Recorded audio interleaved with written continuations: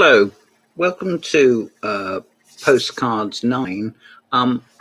In Postcards 3, I did some chose a theme of doing women, and I thought it would be interesting to do that again. I was looking through one of my more sedate albums. I think my mother got me this as a present 1,000 years ago from the V&A. I'm sure she didn't go to the V&A to get it, but it's published by them, if you misunderstand me. So I've taken out a couple of pages worth, just so as I can show you. Here we are. This isn't strictly speaking a postcard because you can't actually send it, but it's obviously unashamedly advertising. Let's have a look. Ever wanted to design, make and wear your own jewellery? Now you can with Jewellery workshops, and it's £60 plus metal. And you can end up looking like her. Well, I can't see that she's wearing any jewellery. Oh yes, I suppose the headband. Other than that, I can't see it at all. There we are. How little I know. And there's the name again. I should stress that this is not topical. It's been around for a while. Now, here's something very striking. Black and white. I have an album of black and white postcards, so this could have gone there. The nice thing is that it covers a number of themes, I suppose you could say.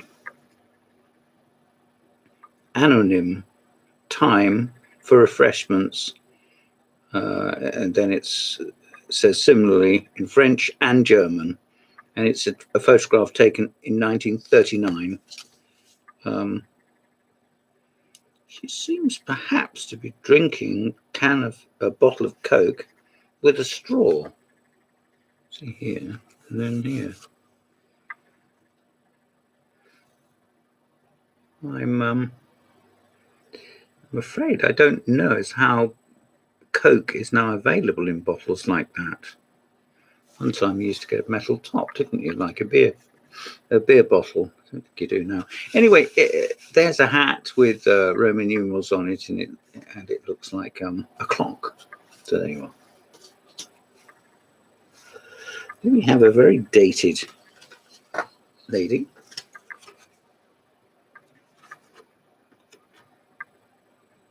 She's obviously a bit stage struck.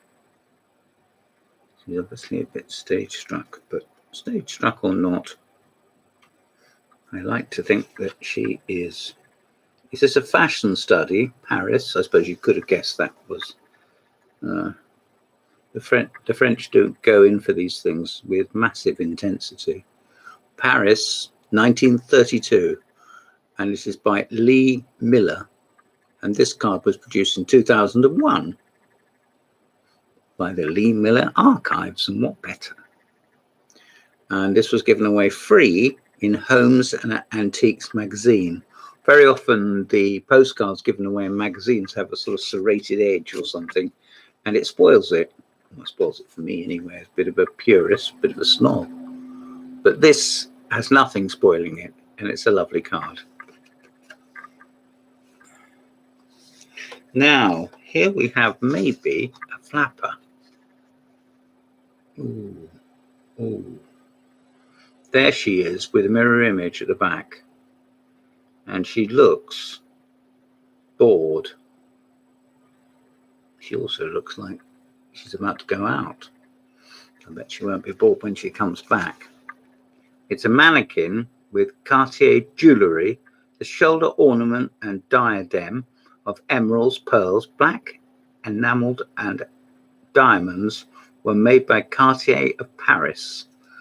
Paris again. For the Exposition Internationale des Arts Décoratifs et Industriels Muséum of 1925. Okay, I can't speak French. The illustration comes from the Gazette du Bon Ton, which is named Bernice. and it is from the British Museum. Unlike most of my casts, which I pick up any and everywhere, I think it likely that I did actually buy this in the British Museum. I can't really remember. But if I went there, I would have looked specifically at the shop. Anyway, there we are. She's rather, I think the word for this is distinctive and stylish. I don't suppose she thinks much of me either. Here's another one. Yes. What do you make of her then? She's distinctive. She's pulling the brim of her hat down as if to perhaps indicate that she's a bit bashful. This is Tamara. Lempicka. And it is called The Young Girl. And it's from the Georges Pompidou Centre in Paris, 1932. Well, I've been to Paris a couple of times, but I don't think I bought it when I was there. I might have done, but I have my doubts. There we are. I think she's rather fine.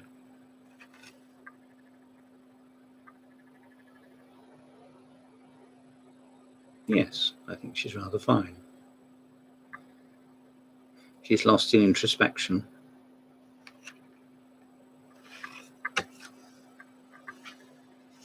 Here we have two more. Oh, now look. This has the African influence that Picasso, and more particularly those who supported him financially and his business, would have us believe that he never saw any African masks and so forth. In reality, he did. And that's one of the myths that was exploded. Anyway, here we have an iconic woman whose head doesn't seem to really connect with her body. It is Soli Sombre Tella Ollie. It's a bust of a woman, and Picasso did it in 1907, and this is from the Musée Picasso from Paris, where I went. It's the only time I've been abroad on my own for a couple of hours. I walked across Paris and went to the Picasso Museum. I was determined to get there. And while I was there, I had some French children shouting at me, only good-humouredly, I'm sure. So there we are.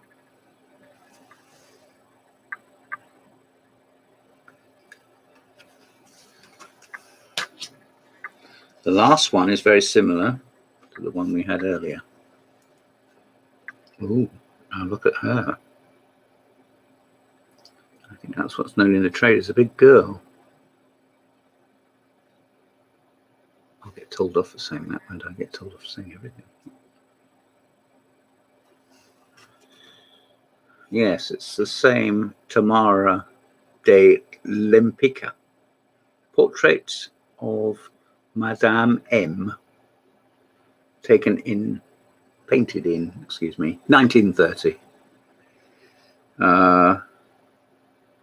Yes, it's card 6 of a series of 10. Well, I haven't got all 10, but I would have liked to have done. And there she is. An enormous amount happening in the picture, really. Activity around her dress and the backdrop, and her face, which is partly in shadow, penumbra, maybe we could call that. I think perhaps, I don't know, do you think she's been jilted, or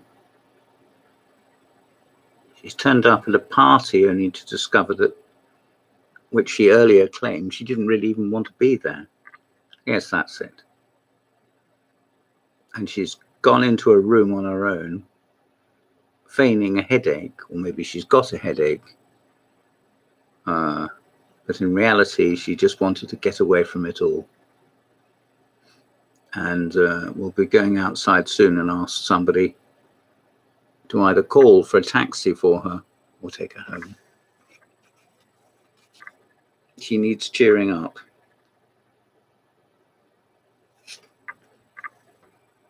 There we are. Well, this has been Postcards 9. I'm James Pratt. Thank you for listening. Goodbye.